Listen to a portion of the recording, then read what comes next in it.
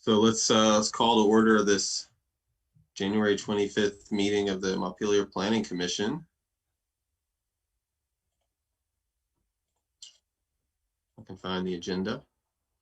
So the first thing we have to do is approve the agenda.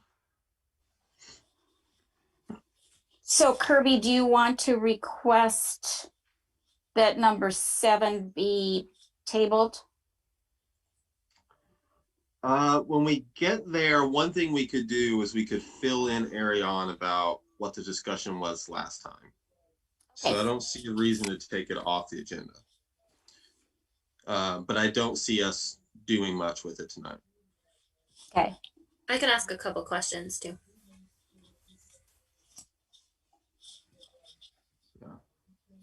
Yeah, I'm sure she'll have questions too. So I think we'll have some discussion. We just, at this moment, I don't have an expectation that we're going to have any action. Okay, I'll move to approve the agenda. Okay. The motion from Barb, we have a second. I'll second. Second by Marcella. Okay, those in favor of approving the agenda, say aye. Aye. Aye. Any opposed? Okay, agenda approved. Which brings us to the comments from the chair. And I was just going to use the opportunity tonight to check in with everyone about the subcommittees real quick. 3 out of 4 of the planning commissioners here know that the housing subcommittee met and had a discussion. So now you know, Marcella and Mike. So, you know, we started a discussion. We have a little bit of a plan to do some rearranging, I guess you could say, to try to make things more active within the housing chapter as it stands. I think it's mostly wordsmithing at this point, but we do want to do some brainstorming about coming up with some additional strategies to fill out some of the goals. And I don't know if you have anything else to add, Barb or Ariane, about our discussion. Yeah, I think that the idea of adding more strategies to fill out the goals is good, and sort of trying to remove redundancy and maybe make the whole chapter a bit more proactive. So that was pretty much what our discussion was about. So the members of the Economic Development Subcommittee, which are me and Barb and John, we decided to put that discussion off until later, where we'll have more bandwidth and maybe be in a better place once some other chapters are done to tackle that one. So we're strategically waiting, not procrastinating, but strategically putting that one off for now. Marcella, I know, yeah. So Marcella, what subcommittees are you a part of, and what's going on with those? Continuity and structure, and I know we have an agenda item about this later. Yeah, so don't need to do that. We can pass on that. And then natural resources, and I think Aaron's on that one with me and somebody else, and we have not met at all yet because we haven't seen anything from the Conservation Commission. So I don't think it wasn't on my radar to be starting with that at this point. Yeah, that makes sense. The Conservation Commission is meeting next week in their subcommittee to try to get that chapter finalized. So it'll be done in second week of February. So you probably won't have it till the last meeting in February. Okay. For the Planning Commission then. Yeah, so that's fine. And we'll regroup when we get there. Okay, great. And transportation, you guys have been meeting, right? Well, technically, Ariane and I met around, was it between Christmas and New Year's that we met? Yeah, somewhere in there. And had trouble sort of getting all of us together. But what we're looking at too is somewhat similar to the housing chapter, is that to try and sort of simplify the format and make it a little bit more clear, eliminate redundancies, and but still keeping the intent of what the Transportation Committee wanted to see in it. Is that fair, Ariane? Yeah, I would agree with that. Okay, that sounds good. Okay. Yeah, that's all I really wanted to do is check in on that. Oh, have we covered Aaron's? I see that he's joined. Have we covered his? Marcella says she was with him for the natural resources. Yeah, I'm on natural resources, and Barb, I'm so sorry. I just realized. You just realized? No, I had like a minor family emergency that night. I understand. And I honest to God, I just spaced it after that. And I remember you sent an email like right after that, and I have not even looked at it. I apologize. So No. let me take a look at your last email and get up to speed. I'm really sorry. I honestly just let it go. So Yeah. Well, Ariane and I met, and so maybe right after this meeting, or actually tomorrow, those two subcommittees, transportation and housing, could set up our next meetings. So I'd just ask you to watch your email for that. yeah, definitely. Okay. All right. Great. Thanks. Okay, sounds like that covers all of the subcommittees of everyone is here at the moment. So with that, we can just move on to approving the minutes from January 11th. Everyone can take a look at those. You know, I have one kind of clarification. I don't see a need for it to change because I don't think it's inaccurate. But, you know, this is Kirby sent a reminder that the subcommittees need to meet more often. You know, my message was a bit more nuanced than that, but it was also probably kind of rambling. So if you want to be succinct about what I said, then that's fine. But, you know, just no one be put off by it saying that because, you know, if appropriate, meet more often. Just make sure that you're, you know, organizing. That's all. Maybe even being active. He could be that strong, Kirby, and we'd be okay with that. Oh, okay.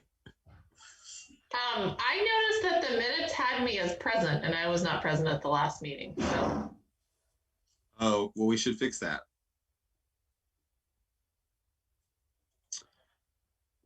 I wonder if it left someone else off then. No. Okay.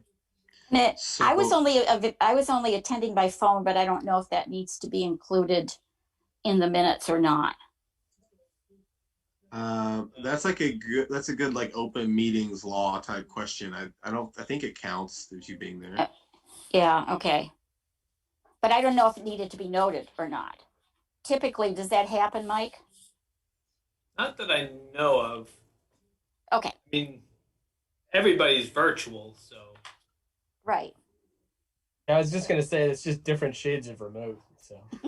Yeah, like we can't see you, Aaron. I'm sorry. We can't see you right now. I know that's by design.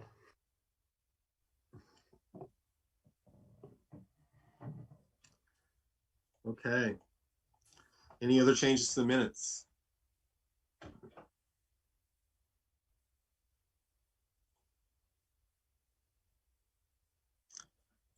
Okay, so do we have a motion to approve the minutes, but with the change to remove Ariane from being present?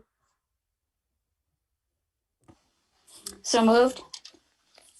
Okay, first by Barb. Do we have a second? I'll second. Second by Aaron. Okay. Those in favor of approving the minutes with that change, say aye. Aye. Aye. Aye. Okay. Any opposed? Okay. So minutes approved.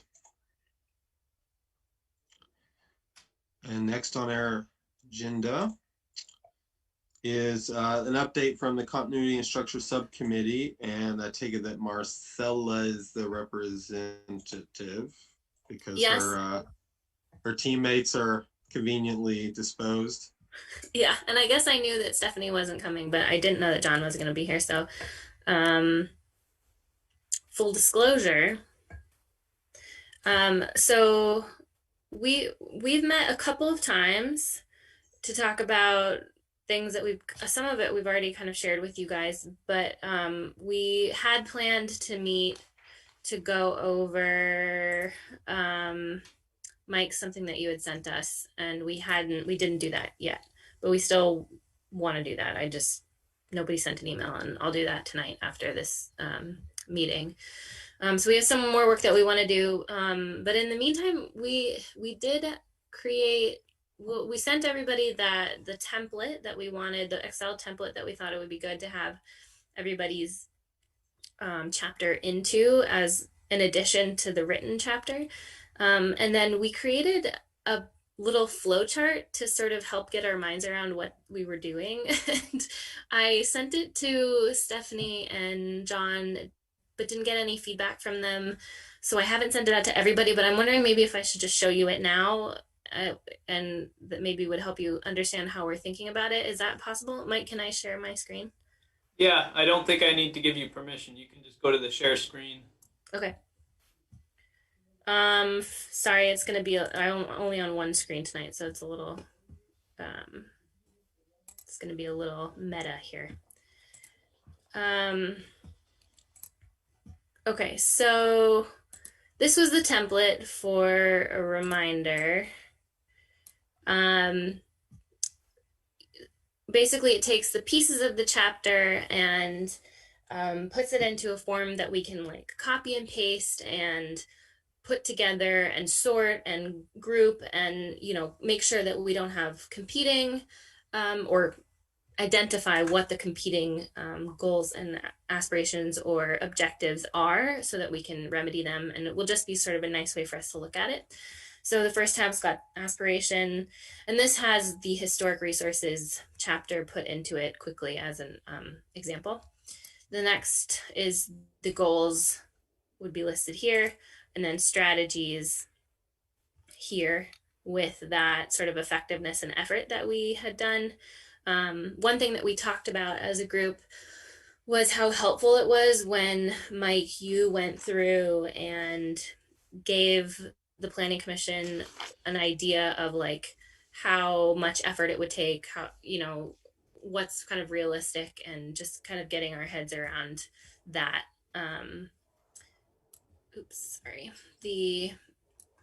This tab also has got responsible parties and partners, because those things will help us prioritize like if and when we end up needing to do that for the final document. And then any supporting Marcella? references. Yeah. Marcella, before you moved on, what effectiveness does that have to do with how critical it is? Effectiveness of what? Yeah, that's a good. I would need to pull up. We did this a little while ago, and I would need to pull up the chapter to remind myself for sure. But I think there was like an effort. I think the effectiveness might have been like how much of an impact we're talking about, would this impact the city have in terms of getting us towards a goal. So it's like an effort impact sort of matrix. So essentially, once you have that all worked out, you would want to tackle the things that are like, the stuff that are highly effective or high impact, but low resources or low effort. Those are the things you just do. You just do them fast. And then you get to prioritize the things that are like super effective, but maybe high cost. Does that make sense? Mm-hmm.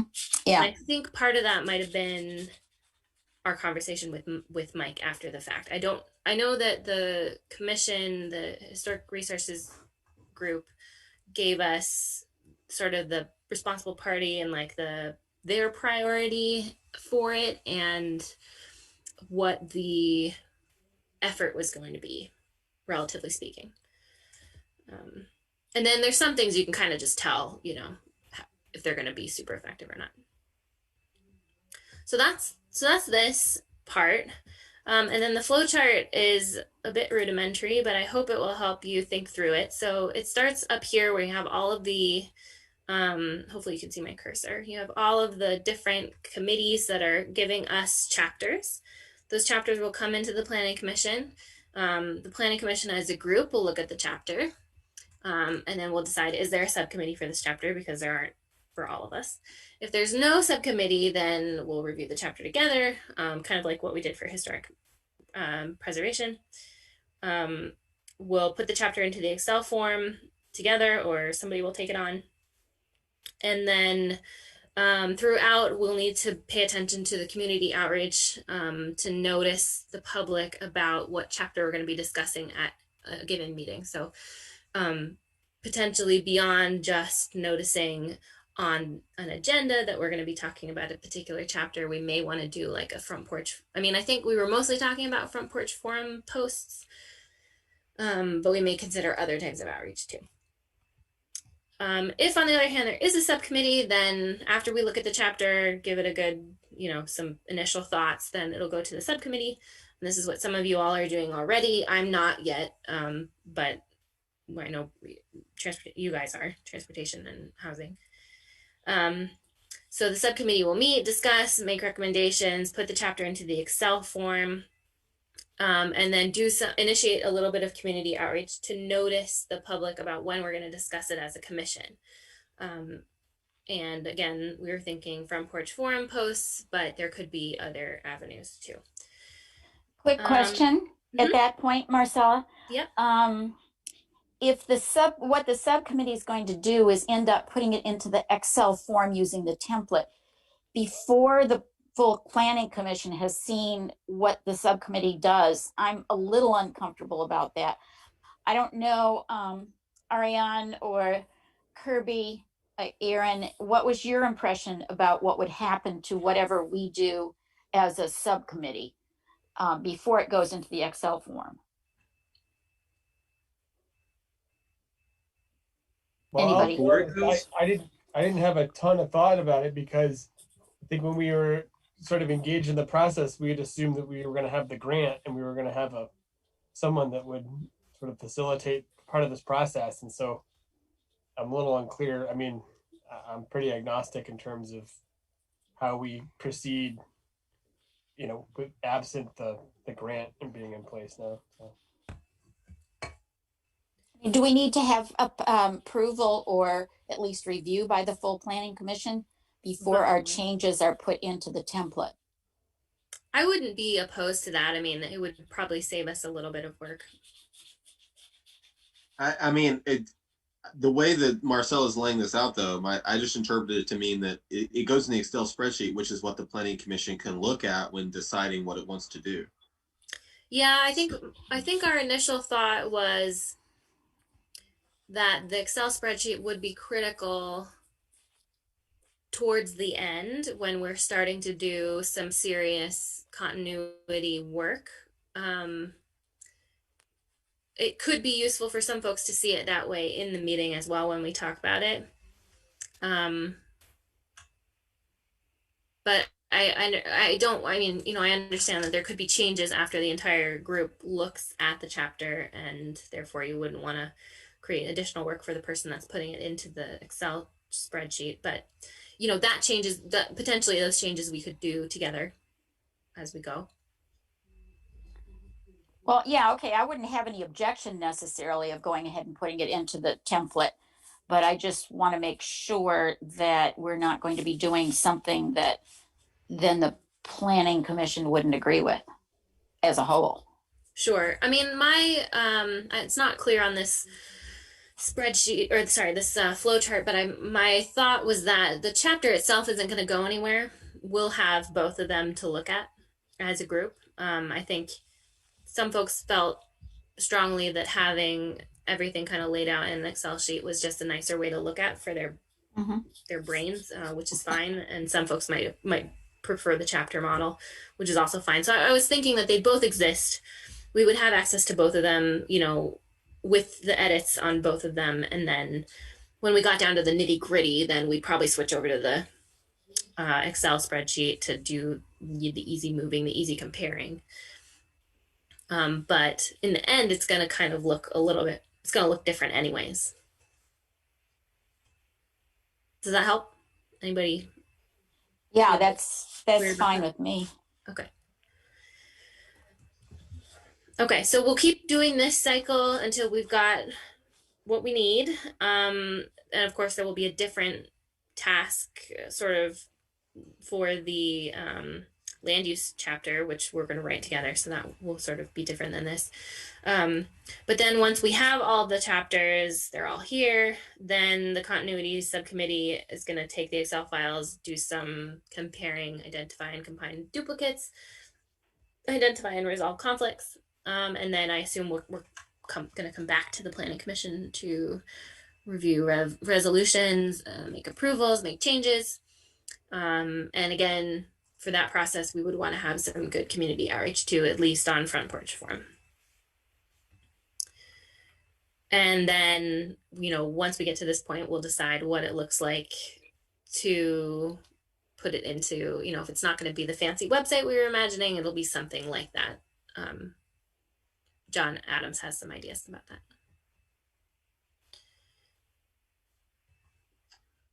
Okay. So it seems like we have a little bit of an unresolved question about should the planning commission have the expectation that the subcommittees or the working groups are going to bring this information to the planning commission with like in the Excel spreadsheet form. Yeah, I guess I'd want Stephanie and John to weigh in, but from my perspective, I don't care if we have it for the discussion with the group. I just care that we have it when it comes time to do the actual comparing, resolving of conflict, eliminating of duplicates, that sort of thing. It seems like a helpful, convenient way to look at and process the information, though. Yeah, and I think John and Stephanie may feel more strongly about that than me in terms of like it's nice for them. They like looking at it in the Excel spreadsheet, and so it's they may prefer that. Yeah, I mean, it may actually be a clearer, simpler format, like what we've been trying to do within the subcommittees in terms of looking at discrete aspirations, then looking at goals as a group, and then looking at the strategies. It does kind of help to break it down that way. So I'm perfectly fine with doing that once the subcommittee has agreement about what the chapter should include.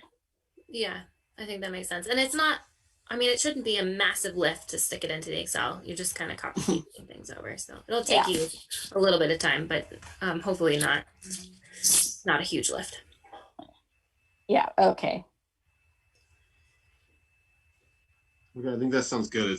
So I just want to be clear for everyone who's hearing right now. Our expectation will be that that the working groups will put the info into the Excel spreadsheet. So when it comes to planning commission, so we can expect to kind of digest everything in that way. And then I think as a group, we'll just need to make sure that we're not that we're maintaining our changes. You know, if we've got the two documents, the narrative and the Excel sheet, we'll just need to make sure that when we make changes to one, we reflect it in the others and keep ourselves organized that way. Yeah, and that, you know, that's something that's going to be important once the planning commission looks at the work of the working group and, you know, passes something. Well, you know, the thing being passed needs to make sure that it's in the right form in both documents. Until then, they're just working documents, and doesn't matter much. There's something official about Yeah, it. good point.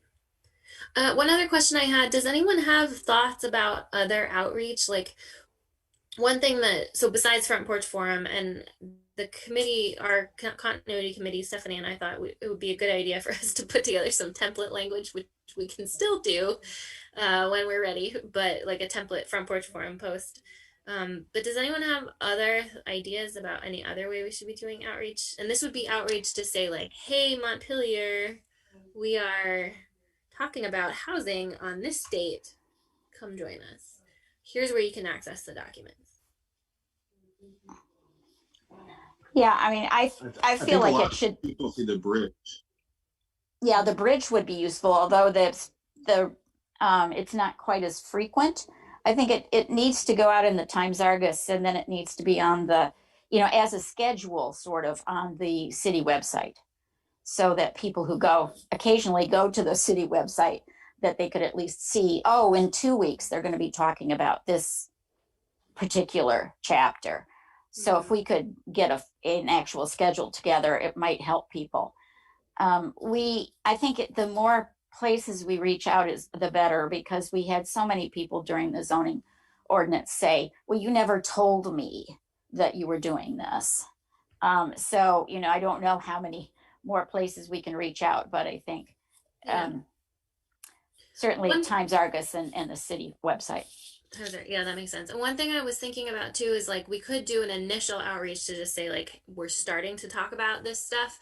And I don't know, Mike, if you've done kind of initial like outreach for like the last time you did the plan, if there was like an initial like this is starting to happen, we're starting to have conversations about it. And then I always think it would be nice to ask like, how would you like to be involved? How can we involve you?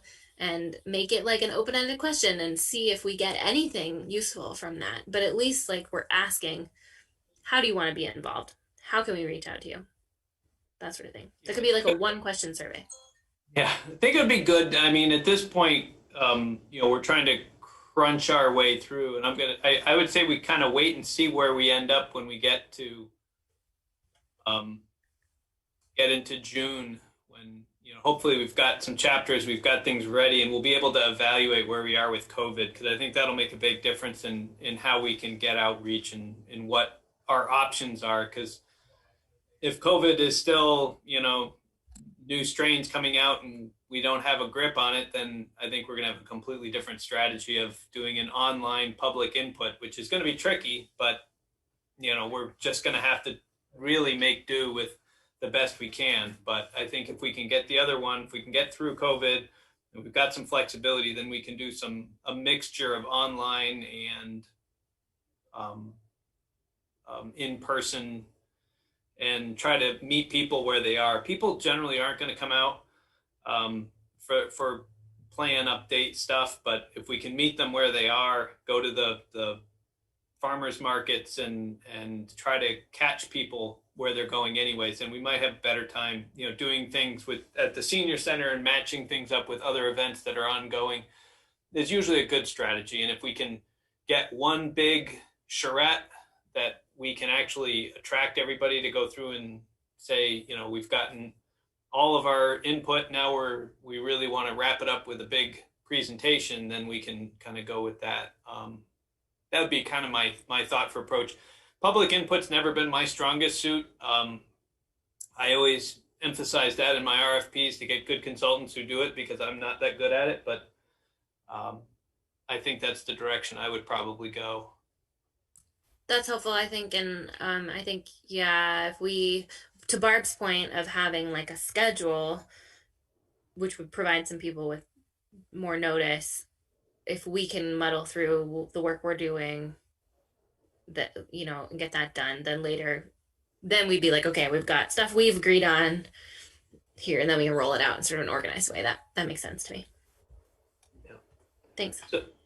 So I had 4 comments. I reviewed the Excel table, and I just had four things that just for you guys to take away or make decisions on. So the first one I noticed was that what you had put together in there still included the reserved strategies. So when you're working on it, keep an eye on that. And I don't know if we're going to relocate them or just remove them. The reserve strategies were things where people had come up with a whole bunch of things, and then when they did their priorities, they said, we can't do everything.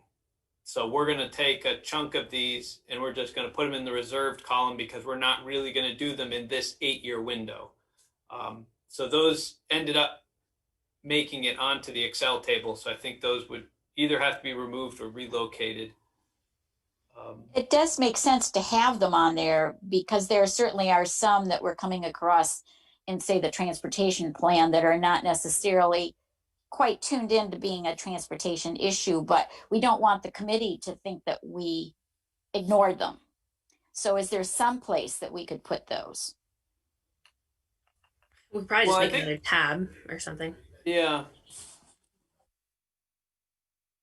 Yeah, so that was really a little bit of my thought on that, was that we do have these reserve strategies. We really should figure out how to classify them somehow, whether they're a different tab or at the bottom, or something that clearly shows that these were other ideas that were considered, that are possible in the future, that these are valid strategies. These are definitely valid strategies, but they're just not.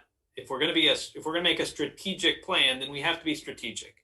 We can't do everything. So, for example, in the historic, they've decided not to do the archaeologically sensitive areas map.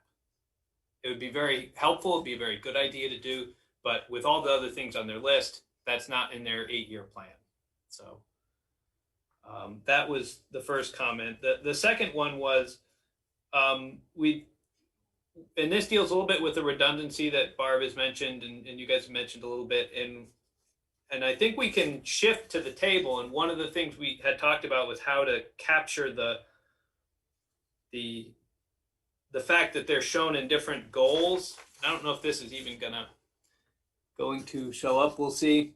It's reversed in my picture, but you basically would have the strategies. Then you could have some columns that would say goal 1, goal 2, goal 3, and you can just put a dot. So rather than what we have right now, which might have like participate in growth center program, and it'll have, and it appears in all 3. So right now we've written it in all 3, but if we go to the tab format, we've lost those connections. So we now have a list of strategies, but they're not connected back to their goals. So if we had something that just did something like that, then we could go through and maybe add some extra columns. Each one would be a little different because historic resources has only 3 goals. Transportation may have 4 or 5, and I actually think some of them, like housing, have 4 different aspirations and probably 6 goals, and so we'd have to have more tabs or columns or something. I don't know how we would fit it, but it gets more complicated. But it was one of the thoughts that I had, that there might be ways of really connecting those across and eliminating the redundancy, but still keeping that connection. So just thoughts I had. The third one I noticed, which Marcella, you'd mentioned, was the change of the titles. You guys had effectiveness, and I think we had put them in here as priority and cost. So they really weren't going with what's the most effective. They were saying what is the highest priority. Now we would hope and assume that they're probably together, but it doesn't always necessarily fit that way. Your priority may be something that's less effective, but is the most timely. So there may be something less effective, but now's the time to do that project, as opposed to, say, something else. So I don't know if we want to keep it. I think that's just a matter of everybody as a group identifying the what tabs we want to have on there. How do we want to classify these? And as Marcella and John and Stephanie were pointing out, these make a big, how we can sort them later on. Having them classified, that's really why we're doing it. And whether you want to classify them by priority or effectiveness, it's just up to you to kind of come up with how to do that.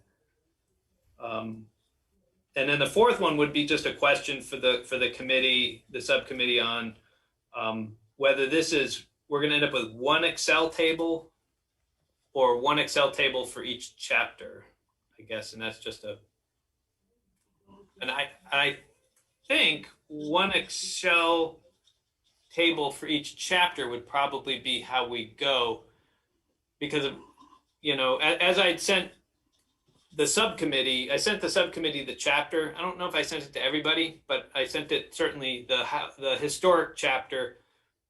I came up with a written chapter with the note that it can get moved. We can add new sections, shuffle subsections around. But the idea is at the end, we would be able to then link to the implementation strategy. But if we have an Excel table, we actually could just embed that Excel table right into the web page. So as you get down to the bottom, it just goes in there with 3 tabs on the bottom. You can see what the aspirations are. You can click the next tab over. It would list out the goals. You can click the next tab and it would list out all the strategies. And you know, that might be the way to, you know, kind of seamlessly insert the implementation strategy into the chapter itself. And that was just an idea I had when I saw the tab. I think you can actually embed these types of graphics right into the design. I thought that that would work out well if we can kind of figure out how it all goes. So that was why my thought was we would have one table for each chapter, because then it's not linking, say, to here's the implementation strategy, sending you to a separate page, which then has 12 sets of strategies. I would probably think we would just insert one on the bottom of each page, but that's just a recommendation or a thought. Would it also be possible then to see one giant Excel sheet, so we sort of had an overall view of what all the aspirations are together? Although it might, I agree that with what you're saying about embedding it in the chapters would be really useful. But you know, one of the benefits of doing it this way seems that we can look at the whole thing. Yeah, I don't know if that's possible. I don't think it would be that hard, just cut and paste it all. I think, yeah, I think, well, it makes sense to me to like, these are helpful. Mike, I wrote them down. Thank you. I think everything makes sense to do. Quite honestly, I can't remember where the headings came from. So I'm not really attached to them. We can definitely match them back to the chapter. And I think it makes sense to have individual spreadsheets for each chapter, but I don't think there's any reason why we couldn't put them all into one as well for our own use. And then if it feels like something we ought to share and it feels really useful for some other reason, we could do that. Yeah, I think all the above. Thanks. Yeah, that all sounds great. Maybe Marcel, you can go back with the group and let them know, you know, what Mike said, and Yeah. let us know if it's going to be substantially different. Yeah, I took notes. I will follow up with them. And just let me know when you meet to talk about the chapters, because as I said, I just put something together that was like, it's the easiest way to talk about things is to write something out, throw it out there and say, beat it up. Yep. You know, tell me what works, what looks great, what's kind of a waste of time. You know, nobody cares about that. Nobody's going to read that. What we should be spending more time is talking about X.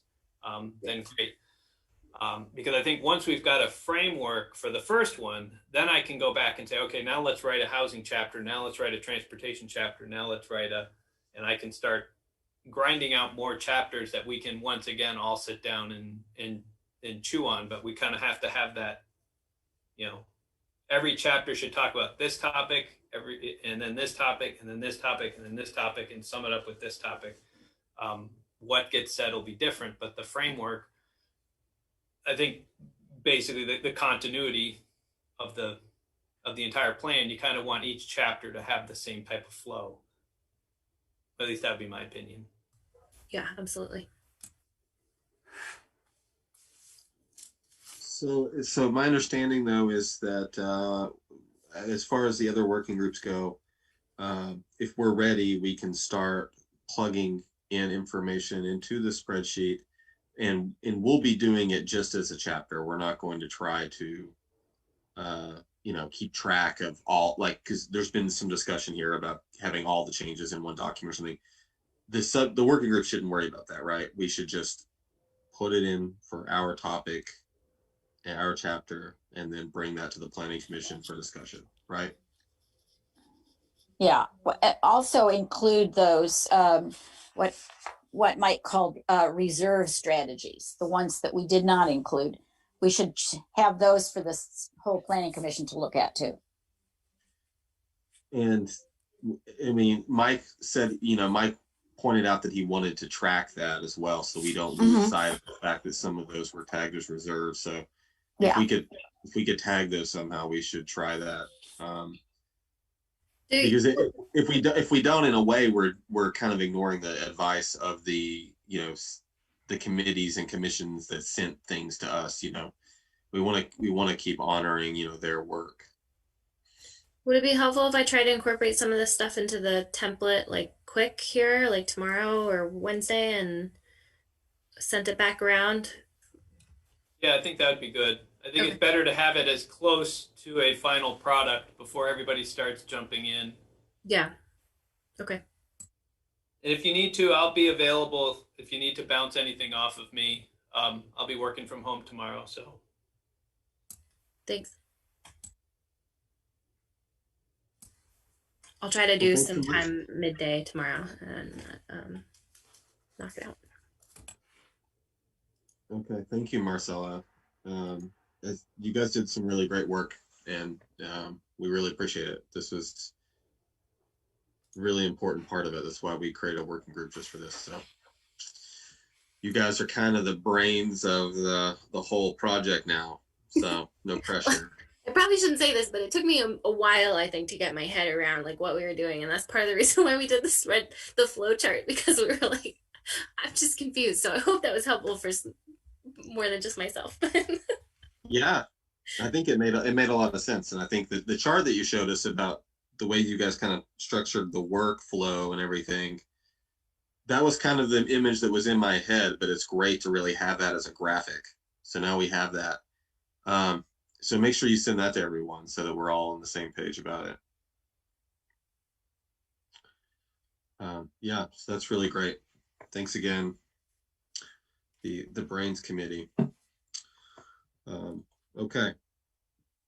So with that, we can, we're meant to talk about the parking and to continue a discussion, and possibly, I think the idea was if everyone was here, that we could have a vote yay or nay on the parking issue and then be done with it. But we only have 5 members. But one thing we do have is we have, Ariane wasn't there last time, so she's catching up a little bit on what our parking discussion was. And I'll take a shot at giving you kind of a summary of what happened last time. And then other people can jump in with either questions or comments about, you know, what they thought was important. So we had a lively discussion about the parking issue and what the problems were. The current state of things, Mike explained them much better than I could. But the gist of it is that we don't have residential parking requirements for some places, the core of the downtown. But there are other, you know, walkable outskirt type zones or neighborhoods that do have a residential parking minimum for certain properties. That's a part of it too. And I'm not going to try to go into which ones are which. And Mike, you can maybe when I'm done here, just specify that. But we also have commercial parking minimums in places, which does apply to the downtown, if I'm remembering correctly. I'm probably butchering this explanation, come to think of it. But Mike's smirking, so yes, I definitely am. Fine. So that's, you know, that's the state of things now, right, Aaron? And our discussion was, you know, the proposal from John was to get rid of all those parking minimums for everything, with the idea being that, you know, his argument focused mostly on how it was just better planning to rely on street parking and have infill development occur off street. So there's like a, you know, he's a planner and there's a planning focus, you know, and then Stephanie didn't talk much, but she was a supporter of the idea, and I was a supporter of the idea. My support comes from I'm a policy person in my day job, and so like law and policy wise, I think it's better policy for us to not try to try to control something that we know, like a parking issue is something that's hard to predict, and it's something I think a market where the supply and demand with renters and things works that stuff out better than what we could do. I'm not anti-regulation, by the way. I mean, I don't know if I don't want anyone to get that impression, by the way, but I'm definitely for some things. I'm not all about markets all the time, but this is just one where I think it is actually the elegant way. So that's kind of my point of view is the policy stuff. Marcella and Aaron had concerns about, are we protecting renters? I think was a big part of their concerns was if we remove the parking requirements, are we setting up a rental market where there's not enough parking and creating problems for people. So that was, part of the discussion. There wasn't a whole lot of concern from anyone that we heard about commercial parking or losing that. People seemed like if there weren't commercial parking minimums that it wouldn't have a major negative impact. So it really was about the residential and what was going on there.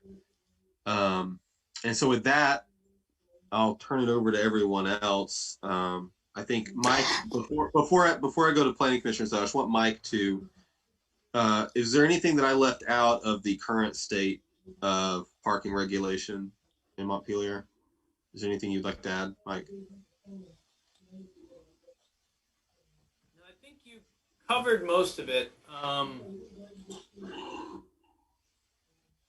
Yeah, I mean, we had talked about if we went down some of the roads that John wanted to, then we would have to make some changes. In other words, as like currently we have minimum parking requirements, but we also have maximum parking requirements. So if we were to eliminate the minimums, we would be eliminating our maximums. So we could make there were ways of us to keep them maximums, but we would just kind of have to work with a few things so that, we were really kind of acknowledging that there was going to, if we chose a new policy path, we would have to go through and make a number of changes to reflect that, because, we don't want to lose some of those protections that we have.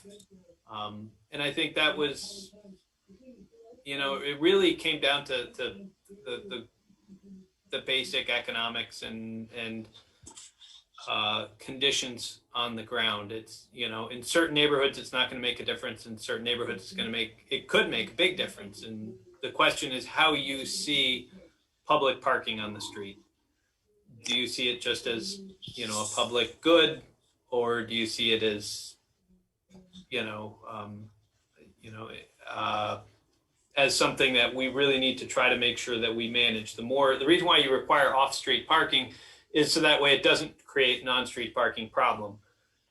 And that's one of the reasons. And if you eliminate the off-street parking requirement, then you're pretty much acknowledging that you're going to let the market decide, and that could make big problems for the on-street parking. And that's only going to have an impact in certain areas. So it really is a policy discussion. And I think there was a lot of views on both sides that everybody had. So, and there was 6 people. There's 3 and 3 was how the vote ended up in the end. So that's classic for us. I have a question. Which is good. Does any other town in Vermont has anyone eliminated parking requirements entirely, like we're proposing to, or the motion? Entirely, I don't believe I know of any town that has entirely done it. There are a number of towns. I worked for Berry City, and I know they did not have parking requirements in their downtown as well. So I think they had central business. I'm trying to remember their zoning they had, but their urban core districts over in Berry City also don't have parking requirements. But the residential sections once you do. get to the residential sections, they do. Yeah. I mean, I'm pretty sure I can see that there's some downside, but to me the upside is larger. So I'm in favor of it. So Kirby, can I just add what I felt were the important points from last time? Yeah, I didn't dare try to put words in your mouth, so you I go ahead. know, I could tell. Thanks a lot. Well, I think, from my standpoint, there was a lot of talk about market forces would, solve the problem here. That it would be a lot easier to rent apartments that had off-street parking versus ones that didn't. But when we have a 1% vacancy rate in our market, there really isn't a market force. I mean, you basically, if somebody's looking for an apartment, they have to grab whatever they can. So it's not like there's that kind of a discretion on their part. And I really think that especially with the the on-street parking limitations of winter, which basically cuts down on-street parking by half, that it really puts an incredible burden onto the tenant to try and find a place. I mean, I just had these pictures of families, parking half a block away from where they needed to go, and with groceries and kids and all of that. So, I mean, I guess, and from an architectural standpoint, as an architect and a site planner, I guess my big question here is, what problem are we trying to solve? It doesn't seem like we have a problem now. So why are we trying to do this when it's not a problem now? Well, I definitely have heard from people who are trying to develop, for instance, like accessory units, that it is a problem. So I don't think just because maybe it hasn't been presented to the Planning Commission, it's not a real problem. And to me, the problem we're trying to solve is doing what we can to get more housing. And this is removing a barrier and a cost. It doesn't mean that people won't do parking, but you referenced the 1% vacancy rate. Well, we have more housing, people will have more choice. That's how I guess it's not like as if the housing is going to suddenly increase. And I guess I would argue that in a lot of the cases where I've looked at ADUs, accessory dwellings, that a little bit of creativity could really make it possible to have off-street parking. That it doesn't have to be the element that stops that from happening. I spoke with a very long-term landlord who owns a lot of properties in Montpelier, and he said, "Oh yeah, we have to provide off-street parking. It has to happen." His point is just could the city be more flexible in terms of how they allow for that off-street parking to be counted? Could they the whole issue of can we have shared parking? Can we have parking, in some other configurations? His stress was really on making things flexible, but not necessarily eliminating the requirement. To Mike's point about a public good, that action does is it takes the cost of developing parking for a particular tenant away from the landlord and puts it onto the city. And I guess the question is, does the city really want to accept that? Because we'd have to provide a lot more parking somewhere in the city if this was the case. Hey, Ariane, can you sort of flesh out some of the concerns that you've heard from developers? Because I'm curious what you've heard. Like, how is the minimum parking requirements specifically problematic for those folks that you've talked to? Well, I guess I've only heard, I don't want to overstate what I've heard, just say. That's fine. I just want to educate myself on this as best I can. So yeah, when you're creating an accessory unit, you often just have, a studio apartment over your garage, and you have a small driveway, and how are you going to create parking for a tenant? So that can be a real barrier. You can be creative, but without making a new driveway, I don't exactly know where you're going to put another car. And that accessory unit to me is very valuable, and we want to encourage that. So that's just a couple of examples, really. Well, I think too that a lot of people don't realize that within the zoning that it allows for people to park behind each other. That you know, it's not that you have to have a parking lot with equal access so that everyone can get in and out at any time. That it's very possible to, within the length of a single driveway, park two cars, and that may be what's necessary. But some driveways are not long enough to park two cars. But if you're, yeah, I mean, I guess if you're putting in something over a garage, that's more likely. But yeah, I mean, see, there's so many different potential situations that I guess what I have heard from people who have in fact done ADUs and people who are struggling to do ADUs, parking was not the issue.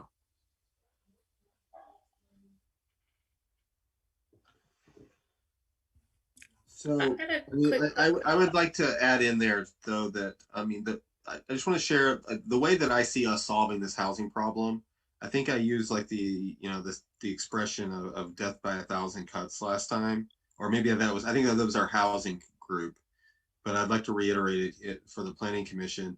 Is we have a problem where we have just a mountain of little obstacles and that are preventing housing, because there is there's no silver bullet thing that's just one thing in the way.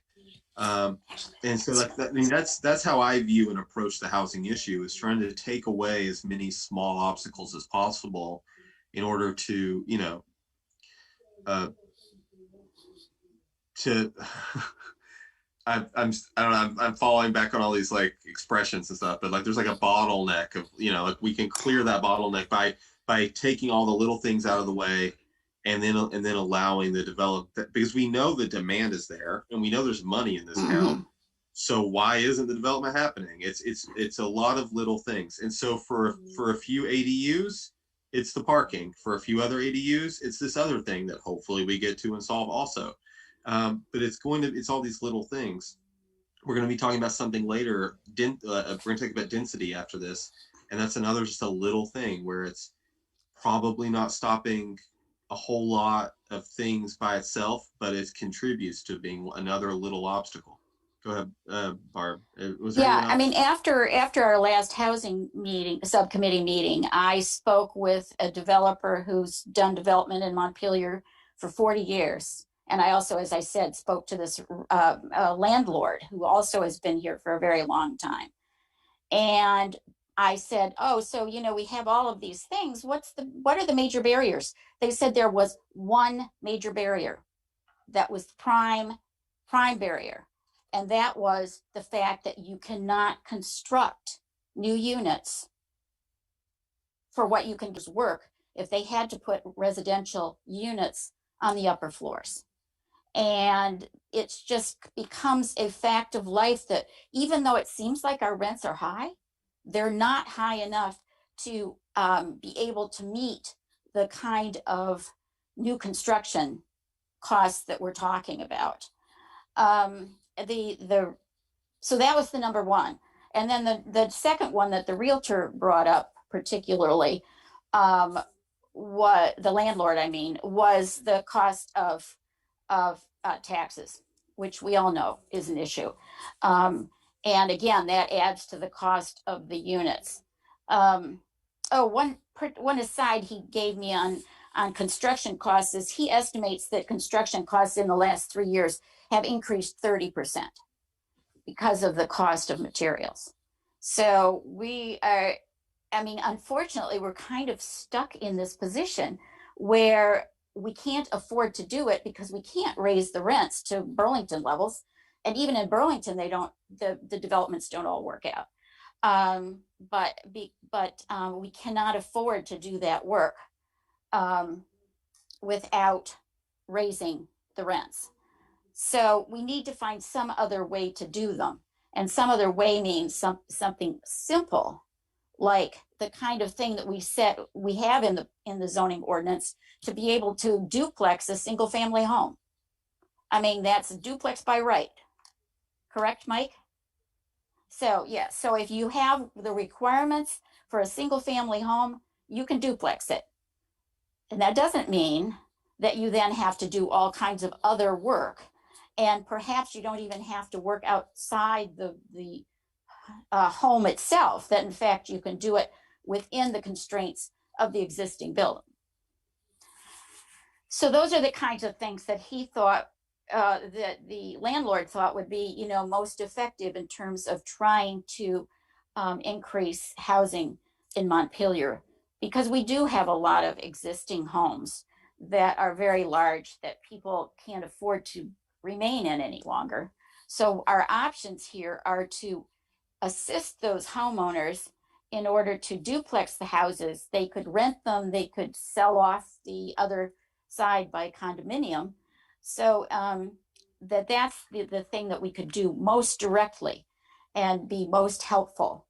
In terms of increasing the housing in Montpelier.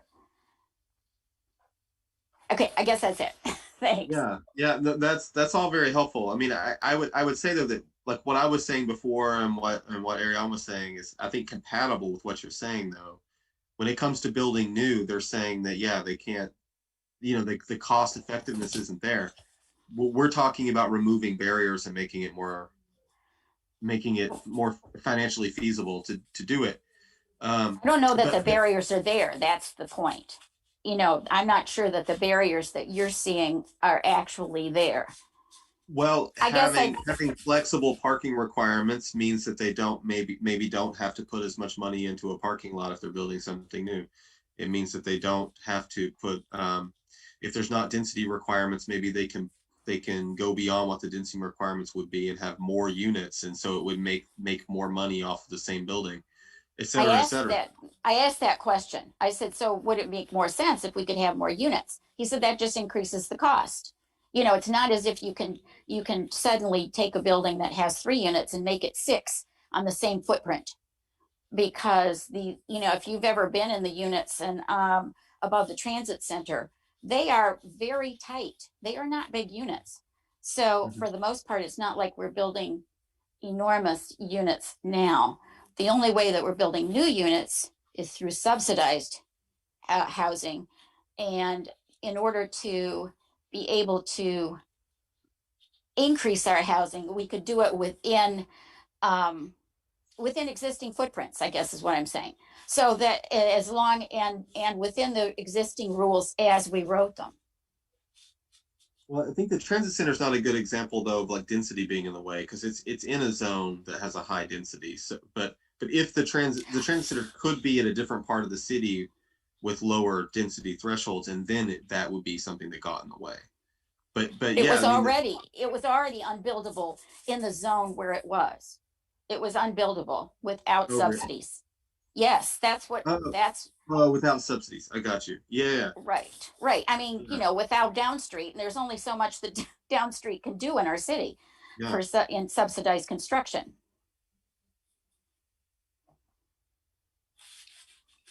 So I guess my point is, I don't think that the barriers that you're seeing are the ones that we really need to attack. If we can, if there's some way that the Planning Commission can deal with construction cost and being flexible in terms of allowing duplexing and other alternatives within existing housing. There's like something keeps coming up with our arguments, I think, and that is where, for one thing, I think we're letting the let perfect be the enemy of the good. Just because of the part, like reducing the parking minimum may not be the very best thing we can do for housing, doesn't mean it's not a thing that's good for housing and is worth doing. That's one thing. And the other is that sometimes, even if these things aren't the most effective thing possible for improving the housing situation, and they're only a little bit effective, we can still look at them in isolation and say, as a policy, is this worth doing, or are we getting something out of it where we're willing to give up, the way that it negatively affects housing? Like we don't have to compare it to the best stuff every time, or in order for it to be worth doing. But if it's not the barrier, If it's not the barrier, then why do it? We don't know that it's a barrier. We're just imagining. The barrier you just described, though, is you were saying new construction is very expensive, which we all know, but like that, we can't let that fact stand in the way of other good policy things we do. Right, but I think Barb's point is well taken, which is you're operating under the assumption that removing the minimum parking requirements is somehow good for housing development, which I'm not convinced of. And secondly, there's no acknowledgement that the minimum parking requirements serve a function that the town has already evaluated and determined as a function that is worth codifying in the zoning regs. And I agree with Barb here, which is unless and until I see evidence that there is a problem that is uniquely solved by this change, I think Barb's right. I think this may be a case of, a solution to a problem that doesn't exist, and it's sort of, there's these sort of baked in assumptions about how this works that I don't think that there's any evidence that I've seen that sort of supports those assumptions. Well, I mean, I will say, I think Kirby forwarded the, I forget what it's called, but the thing that was funded about recommendations for Vermont towns on their bylaws. I mean, this is considered to be in the planning world eliminating parking requirements encourages housing and, is generally a positive thing. Yeah, we might not be able to draw a causal line. We might not get a ton more units, but I think it's worth doing because to me, I mean, we're also trying to move away from the automobile in my mind anyway. And I don't know why we're saving spaces for cars. I'll read from that document that she just referenced. This is from one of the most highly respected organizations in the planning world that worked with the state of Vermont. So this is a state of Vermont document. It says, in recent years, many towns and cities have begun to accept that parking minimums have not been an effective tool, either in accurately predicting parking need, which I've said over and over again, or in successfully producing great places. In most cases, lenders and tenants will demand a minimum number of parking spaces. Municipalities should focus on where that parking is located, not how much parking there should be. To address this, minimum parking requirements can be eliminated entirely, or at least eliminated for smaller parcels. We've already eliminated these minimums in our urban core. We're just talking about in the neighborhoods that are adjacent now, College Street and stuff like that. And so we are following what's considered by researchers and whatnot as the most effective thing to do. So Aaron, it's not a matter of just like making assumptions and stuff. I mean, we're definitely following Montpelier. Can I make a point on that? Because I did some reading in between the last, and I would like to ask like Mike or anybody, like I'll read this thing, you guys sent it. I just saw it, right before this. I haven't read it yet, but I will read that. If anyone has any others, that'd be great. But in Google searching, I am fully aware that minimum parking requirements are obviously not like the planning world is not a fan of them. This is the stodgy, unpopular way to go. I get that. However, what I'm reading has nothing to do with Montpelier. It has to do with like big cities with lots of infrastructure, with lots of people that don't have cars, and you don't need a car. And I get that. Montpelier is not that town. And I hear a lot of really good points, and I'm really conflicted about this. But I just if we're not going to take a holistic view of parking itself in the city, I don't think we can just toss out parking requirements because, in the wintertime, if I didn't have parking at my house, I would have to, my closest parking option would be probably 3/4 of a mile or a mile away. And I'm not the only person that lives on that street. And so that's just one example of our city, because of winter parking bans, because of the fact that we as a city have decided we don't like the parking garage that we wanted to put downtown. Like the fact that, you know, I'm seeing arguments about like you're paying for it in your rent. Like, okay, but Montpelier's like rental market is so tight that they're not going to, like, eliminating parking requirements is not going to lower rent in this case at all. So like so far, and I am looking for the positive here, and so far I don't see it that works for Montpelier. And so I need some evidence, and like anecdotal evidence of like somebody wants to put an accessory dwelling unit on their house that they own and they can't figure out how to squeeze one more car in there. Like, I don't care about that. I'm like, why hasn't Sabin's pasture been developed, and why hasn't the Redstone building been developed? I want those big developments, and we can't sustain those with on-street parking.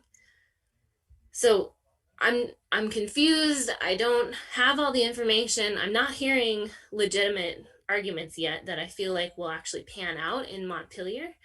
And I'm looking for more resources. I'm open to the discussion. I'm open to a discussion of like talking about, if we're going to address parking, let's address parking. So what does it mean? It means getting rid of parking requirements, but it also means not banning parking on streets downtown all winter long. Stuff like that. Like, I need a holistic approach to it before I'm going to feel comfortable just dumping parking requirements, because I just don't think, I agree. I don't know what the problem is. I agree. I understand that this is not popular policy in planning world, but I just don't see how it fits for us here yet. So I think Mike, go ahead. I'll wait. Go ahead. All right. So I'll just jump in and say I think there's a couple of things, and I think you're right. It does need to have, you need to, you know, if you're going to do a paradigm shift, then you need to take all the pieces and put all the pieces together to make it work. You can't kind of ad hoc take one piece at a time to get there. I think one of the points I think that John made and I would make would be a little bit gets to Aaron's point as well, is about, you know, there's whether there needs to be a parking space for every unit. I don't think the plan is that every apartment would lose all of its parking. What I think they're looking at is to have some options where somebody who wants to live in Montpelier and not have a car, right now you would have to pay for a parking space with your rent, even though you don't have a car. And, you know, I just did a quick Google, and, you know, 6% of households do not own cars. So 6% of households are paying, probably these are renters, these are probably not homeowners. So 6% of them are paying for parking spaces, but they don't have a car. So it starts to, and all the economics that showed the Shoup book last time, which is kind of the Bible, the economic Bible, that really says we're just trying to decouple your parking from your house. So that way, it then gives you the opportunity to make that shift to the next paradigm, which would then go and say, how do we get more people to live without cars? Well, now we have to have that micro transit, and it has to work. We have to have ride share, and it has to work. And we have to have other options. And yeah, I mean, as Barb pointed out, it may mean that the city takes a stronger role in public parking lots. We may have to go through on Berry Street or on Lower Elm Street to go through and say, we need to have a public parking lot if we're going to have, you know, if we're going to eliminate parking requirements on that stretch from Spring Street north, you know, out just outside the Meadow, you're going to probably have to have some amount of public parking. Otherwise, if you just simply eliminate that, it's already a parking problem, and it's going to get worse. So we can't just, I think, pull the plug on the parking requirement without saying, we're going to pull this, plus we're going to do this, plus we're going to do this, plus we're going to do this, because we can't just pull the plug on this. So I think there's a certain amount there, but there's also, as I said, what we look at, the John Adams and I and the professional planners, we do look at parking as as a barrier because there are certain assumptions that get built in, as I said, that, well, everybody's got a car or every household has a car. And when you start realizing that, well, 6% don't, and, that number could be bigger, except that it ends up being a self-fulfilling prophecy, which is what David Shoup had in his book, which is that every time you need to add parking, you're pushing the density out, because for every house you need to have a parking space. So you're pushing people out, and the farther you push people out, the more you need a car, because the densities are getting lower because we're pushing things out.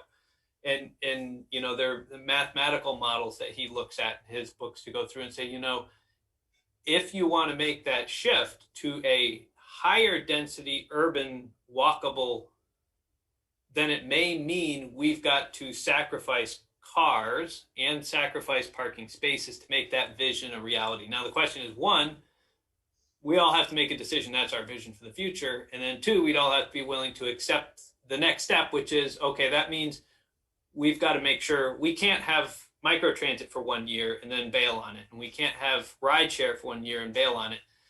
These models work in Boston and Somerville and in Worcester, and they work in these places because they have the density, and they've already kind of they were forced into it because they already had urban downtowns that had these settings that really required these more drastic models, but the models work. But it's kind of like, how do we do a growing model where we kind of grow into that next model? Right now we're a hybrid car centric, and we're going to always have this trick because, as we pointed out, we've got 6,000 people that drive into town every day. So we've got to have parking.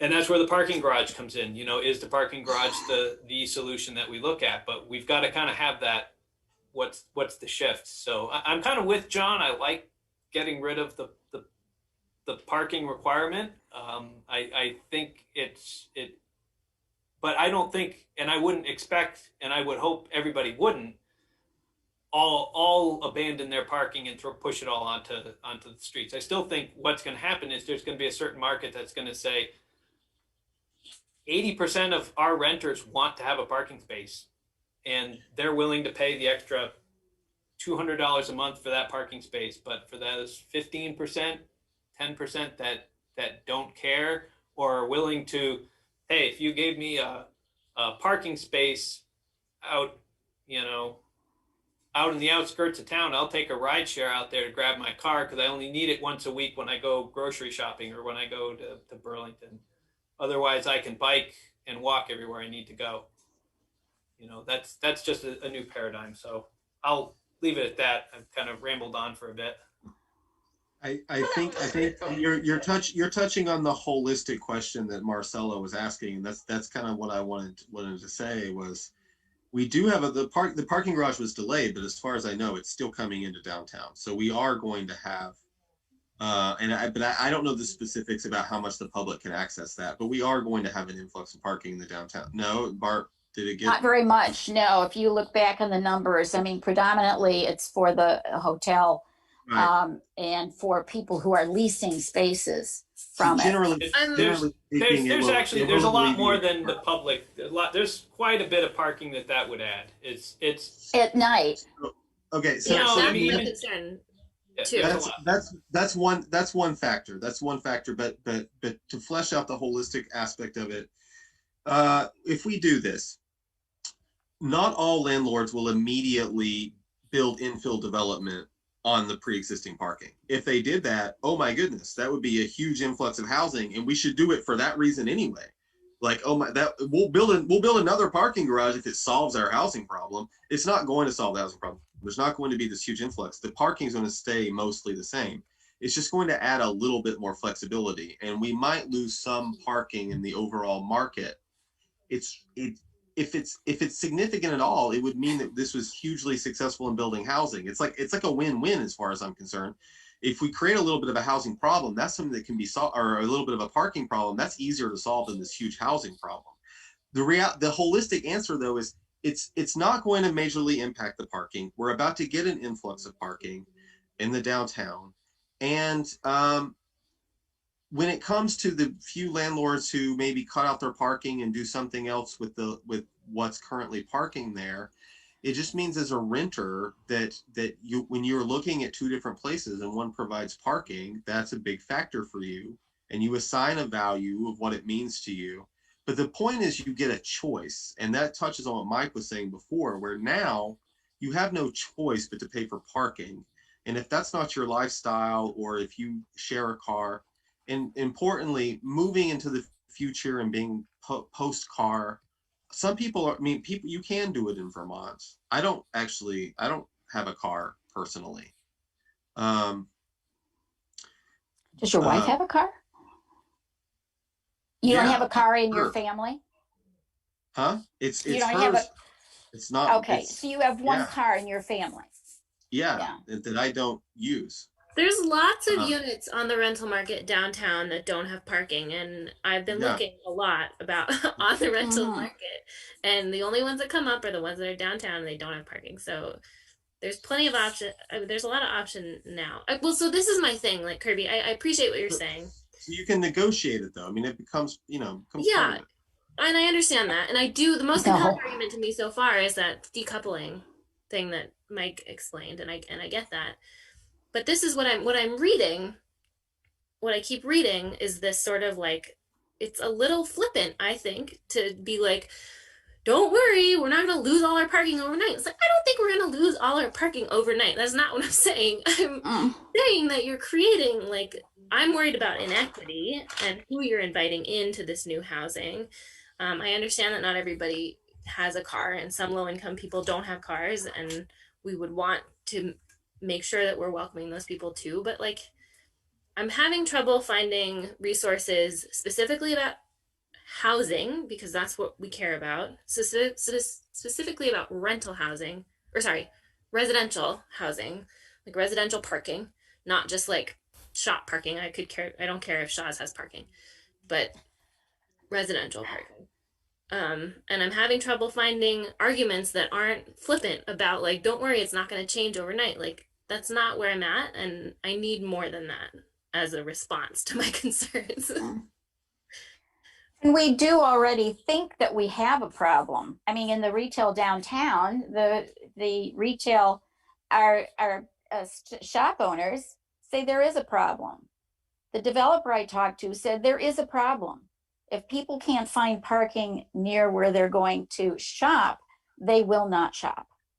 And if we then do this in the residential area and put more pressure on the street, I think that can only have a detrimental effect. So don't get me wrong, I am totally in favor of getting rid of cars, as Mike knows. But I think we need to have, as Marcella said, a much more holistic view of it. And I'm worried that, in fact, the parking structure will not happen. Maybe we could incorporate this conversation of like, if we want to do a paradigm shift, like we're going into this planning process, like what if we incorporate it into that? Like, just pulling it out now in, the course of a couple other updates feels a little bit like, we'd be liable to just forget about it and forget about all those other things that we needed to do to prop up the system. Well, what can I ask? What would make you feel comfortable with getting rid of parking requirements, like certain assigned parking lot areas? Or I'm just curious what the.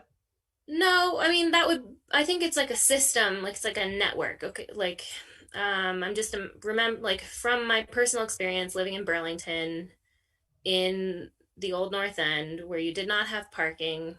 Nobody had parking. It was on the street. You could usually find a place to park relatively close to where you live. That usually wasn't an issue. But during parking bans, when everybody has to get off the street, you were walking a mile in a snowstorm between the hours of like 8 p.m. and 7 a.m.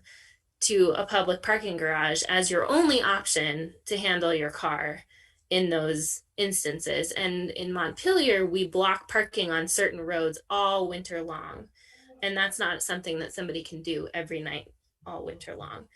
So I think something about winter parking would be helpful. Something about, honestly, something about winter parking would be helpful. Like, that's probably one of my main concerns is like, if people can park on the street, great, but that's not the reality in chunks of Montpelier. I think you're fortunate in that you've moved to Burlington, or you've moved to Montpelier after we tried to fix the parking. Barb can correct me, but I think it was when I got here in 2014. It was from date to date. There was no on-street parking, and it was only in the past 5 years that they've gone through and said, this is really a hardship for people in these parts of, in certain neighborhoods. This is a real hardship because they don't have things. If it's not snowing, why can't they park on the street? And we're on like our fourth iteration of, okay, let's, Which is great. Yeah, I mean, and only do it by that. So it's a The lot new better. iteration is one side or the other. One side or the but other. But Yeah. the new iteration is all day. It's not Big just cities at do. night. Oh, is it all day? Yeah, big In cities do some that. cases, yeah, it's all weird. day. It is weird. I thought that was I wasn't a part of that process. I thought that came out a little odd. Yeah. But they'll probably at the end of the year go through and tweak it again. But Yeah, I think, Ariane, to your question, I think other things that are making me uncomfortable right now that would make me more comfortable is to know that we're not basing it off of these, I haven't, I don't think that it's going to lower rent. Maybe unless, like, I love the idea of more creativity with parking, but I don't think we're just going to get tons of housing and we're going to lower rent because we dump the parking requirements. I mean, I haven't seen that yet in terms of like, other than like a theoretical, this is what's going to happen with the market. But Montpelier's market is particular in that way. So tight, you mean? I don't think it's going to have a big impact, Marcella. I'm where you are. That's why I don't think it's going to. It will help housing slightly, and we may lose a few parking spaces, but in the grand scheme of things, I don't think it's by itself is not going to do anything huge. It's so why do it? Because every single time we talk about anything that's getting in the way of housing, we can always have this discussion about, well, why do it? And that's why we have a housing problem. That's my view, is I think that for generations in Montpelier, I think planning commissions and other leaders in the city have come up with all sorts of things things to do that seem nice. Like, we want to regulate parking. We want to make sure everyone's safe. So everyone has to have a $10,000 sprinkler, and et cetera. And we are a very regulated city, and now we have a major housing crisis. We're a very desirable place to be, and no one can live here unless they have quite a bit of means. That's why we're in the problem we're in. And I don't think we're living up to. I'm not to mean to get on a soapbox here, but I don't think we're living up to the image we have for our city. I think we see ourselves as a egalitarian, liberal city, but we're actually exclusive. And it's happened over time, and it's happened because of discussions like these, where you can always come up with ways to fight for the thing that's stopping people from being able to live here and move here. And I think that argument has won out many times over in history, in this town, recent history. But I mean, I think we need to prove that it really is what's stopping people from moving here, and that's what I'm not convinced about. Sorry, Marcella. I'm worried about equality and equity too, but I'm worried about this having a negative effect on that. And yeah, I mean, the evidence is that this is not the problem, and we have done things to open up housing with ADUs, with duplexing, that makes it possible. It makes it more realistic that we could have additional housing. We just need to be promoting those things, and frankly, it's not happening now. Those are the kinds of things that are not helping us right now to expand our housing. I think Meredith or Marcella had the point of, maybe the best, we've already missed the window for this zoning update. So it's not getting fit in. That's already been sent to city council. So and maybe the best time to really talk about this is with our city plan update. And this is where I think it's going to come in when we talk about the land use plan. This is where we start to pull together all the pieces. How does transportation and housing and land use and economic development and all these pieces come together, and how do we put our vision together? Is it everything is good and we want to maintain it? Do we need to kind of evolve it, or do we need to transform it? And how this fits is going to be the big key. If the decision of us, and eventually we obviously have to go to the public, the decision of the public is we're ready to transform. They're going to be energy folks, they're going to be transportation folks, and they're going to be housing folks who are all going to go and say, yeah, it's time for us to prioritize housing over parking spaces. Is that enough to win the vote at the end of the day, or is it is it not? But I think that's where we have to do it, because I think you're right. We can't just pull the plug on parking without also saying that, parking is going to be managed as public good. And parking works, getting to Barb's point about, the businesses in the downtown. Parking is managed by using price, by using money. And we have to push people by having, on-street parking is going to be more expensive, and it's going to be more expensive in the downtown. And the idea is people will stay there for a shorter period of time, and then we push them. Or if you're going to stay in the downtown for a longer period of time, you're going to park in a less convenient location where you're going to get a cheaper rate, and that's at a parking garage.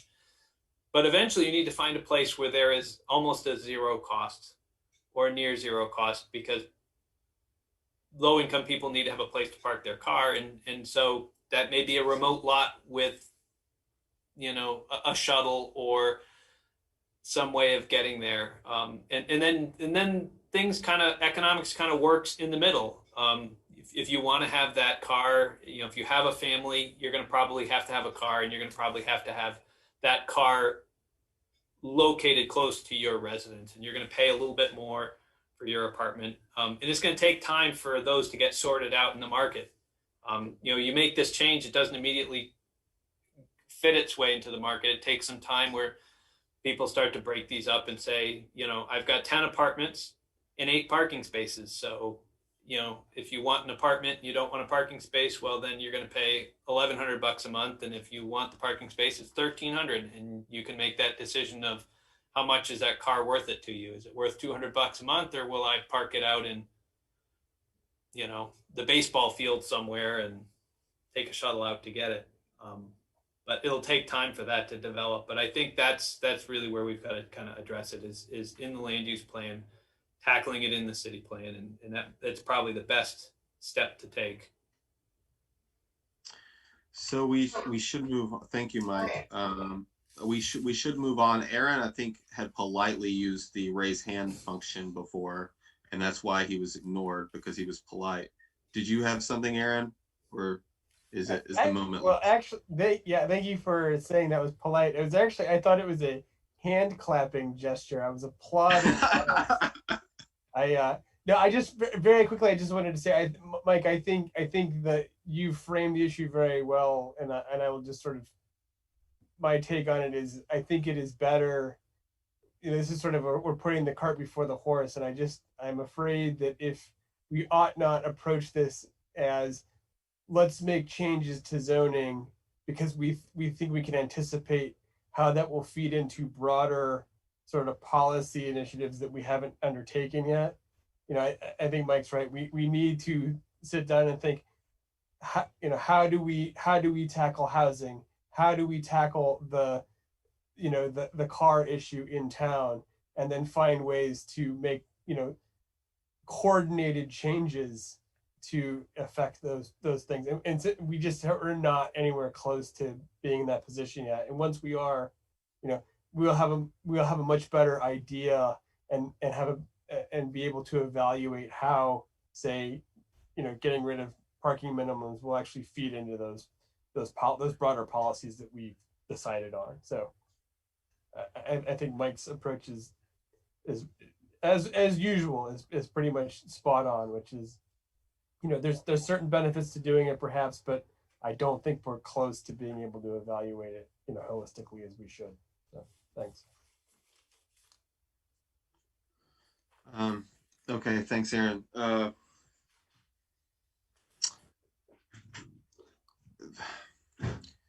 What you say makes it kind of difficult for me to talk about where do we go from here. The plan was to have the discussion tonight, and then we would have a discussion later when all 7 members are here and do a vote, which would mean obviously not waiting until we've gone through the land use chapter and all of that.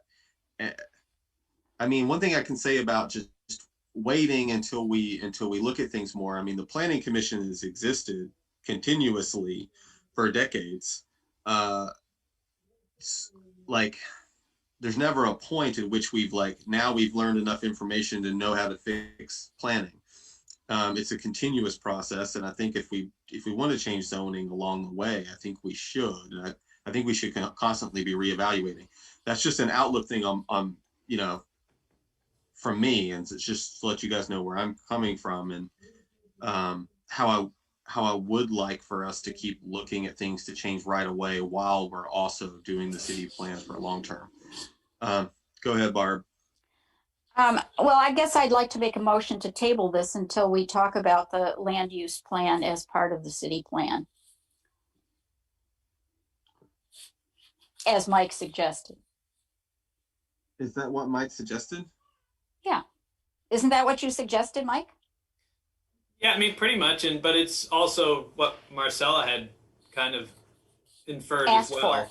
Yeah, Asked I thought for, that was a good idea. That if might make sense. And I don't think we need to can't speak about it again. I just think we probably I would prefer us to take a holistic view of it, and it seemed like the planning process was a good way to do it, but if you're thinking about doing another spot, like another we take the zoning, we open it up again, we do another hearing, we just fix that one thing, I'm not going to probably change my mind until I have some better information. I've seen enough things killed in the legislature to know this is the kind of tactic you use to kill something. I mean, that's just I don't know. I guess that's my give bias. You my word that I would love to figure out a way to eliminate eliminate parking requirements. I really would. I just don't like the way we're going about it right now. I feel like it's like if you're not on board with the planning literature, and you don't buy in, then you're wrong here. But I don't think I'm just learning. And if we have to communicate it to the rest of the town, they're all going to be where I'm at. No, I hope you're not feeling judged or anything. I hope I'm not making anyone feel that way.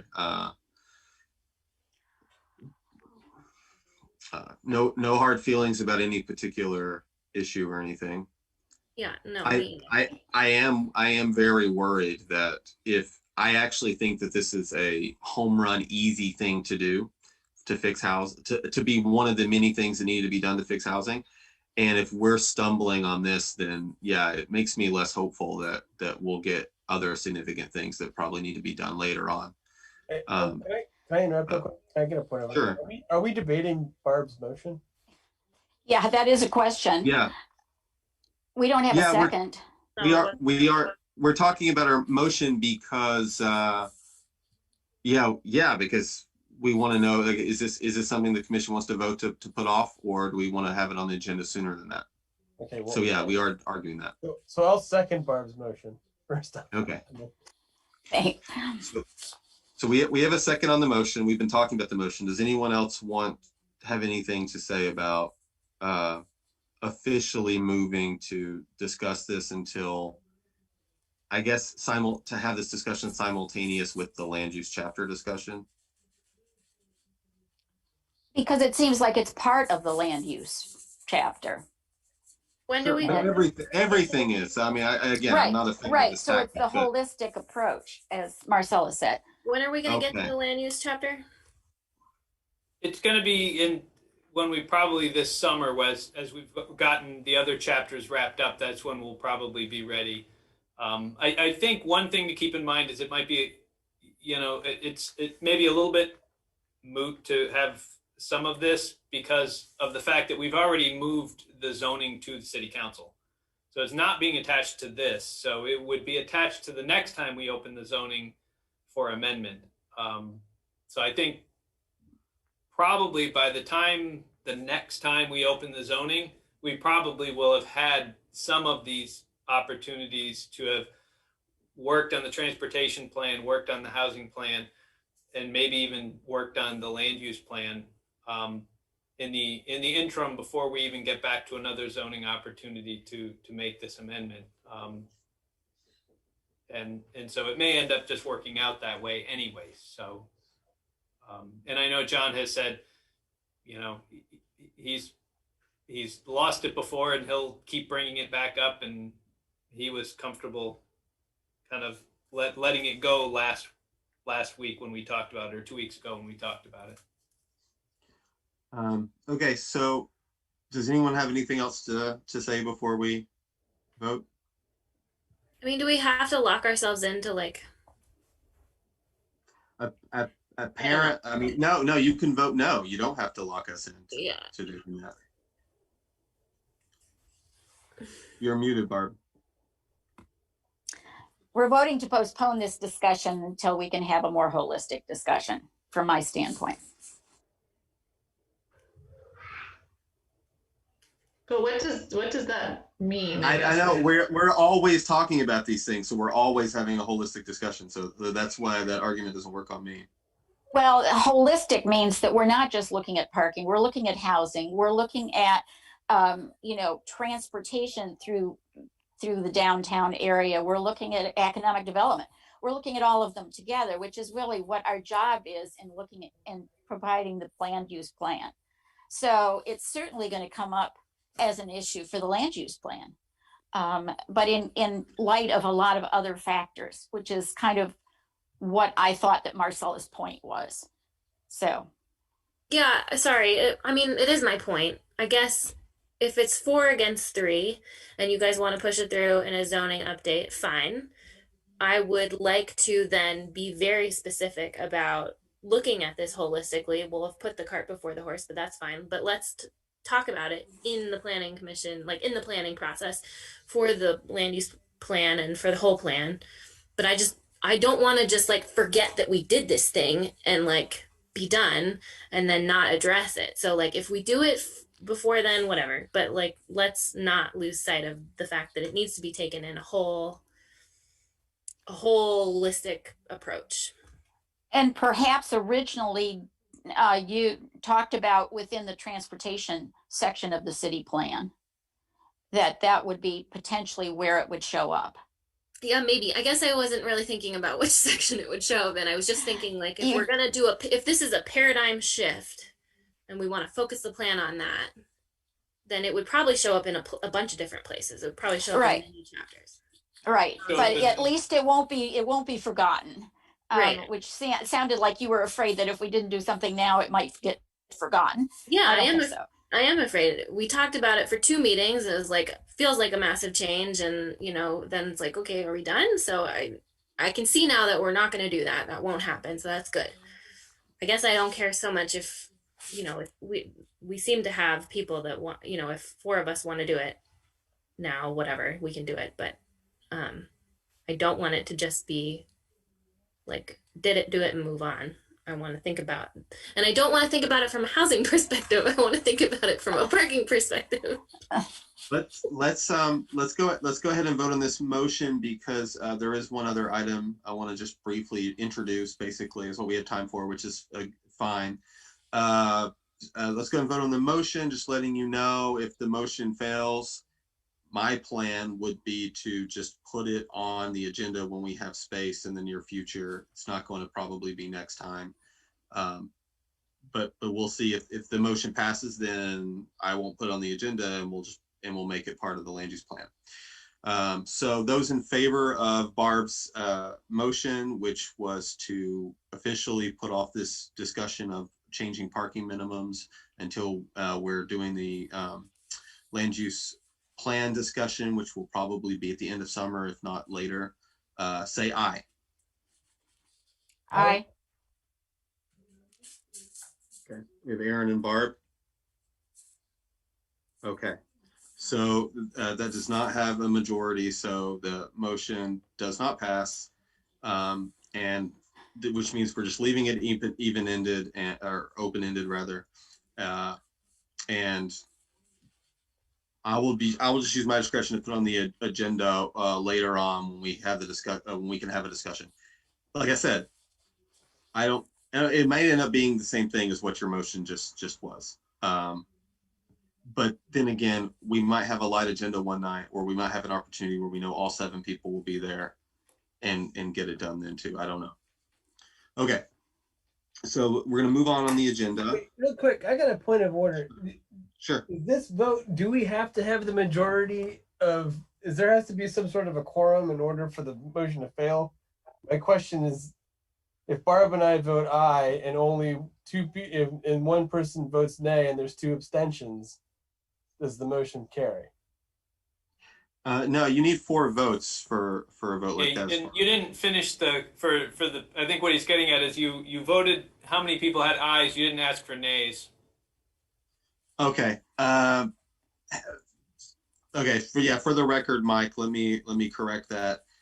If those who want to vote against Barb's motion say nay.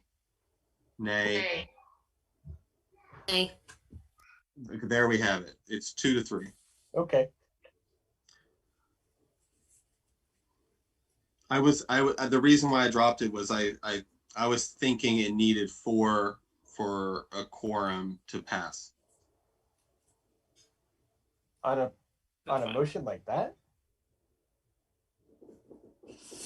Yeah, I am far from an expert in it, so I would, but there it is. It's 2-3. Okay, so moving on to the on the agenda. So this is a similar. What's that? We have 8 minutes on the agenda.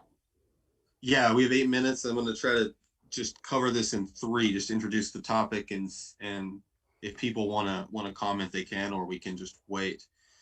So this is a similar idea to, when we're bringing up the parking and to seeing how people feel about it, and another similar actionable item that we can look at. This would be, if we took any action on this, it would be the next time the zoning's opened up, which we know is going to be probably months from now. But it does happen, and zoning will definitely be opened up, or at least, well, I should be careful saying definite, but I fully expect that zoning will be opened up before we ever come close to finishing the city plan. So doing certain actions now has value to me. And we also, I don't think we can put everything off. So anyways, this is an item for people to consider. It's from the same document we read from earlier. It's the Congress for New Urbanism worked with the state of Vermont to come up with ways to address Vermont's overall housing problem. So I resent that to everyone. It was something that Mike sent to us back in the middle of the summer. And I just resent it to everyone to take a look at all the different ideas in there. A lot of the ideas in there actually took inspiration from Montpelier, to our credit. But we also know that just because, we're a model sometimes for doing good things doesn't mean we can't keep working better, right? So this is one idea out of there, and it is related to something Montpelier's done. The idea is that is for us in residential neighborhoods outside the walk or within the walkable part of the downtown, the walkable part of Montpelier, in those neighborhoods, for us to eliminate, the idea generally is to eliminate our density restrictions, density requirements. That is to say that the number of units in a place, that number could not stop something from being built or worked on. It couldn't stop an accessory dwelling. We're not going to just put an arbitrary cap on the number of units for a parcel. That's the idea. In the walkable part of Montpelier, where we want units, we know we want units. We talk about how we want units. So why do we have a cap? Is the idea. Everyone could do the research on density in the near future. Just like the parking thing, there's a lot out there written about it. This is a thing where people are really, it's existed for a long time, but the planners are thinking twice about whether it was ever a good idea to try to do this. Mike could tell you, we've had this discussion with zoning when we were redoing the zoning. Some of our best neighborhoods that people think are the most attractive are the ones that are more haphazard, who aren't following like density and things. Those are the ones that are non-conforming and, they've grandfathered in. So, if the places we like the best are breaking the rules, then why have these rules like this? So take a look at that document at least and read what it says about density. And we can talk more about, we don't have a lot of time now, but Mike can talk about what's happened with the zoning and what we did. We tried to make everything at least 90% conforming when it came to density. So we changed up the neighborhoods when we did it.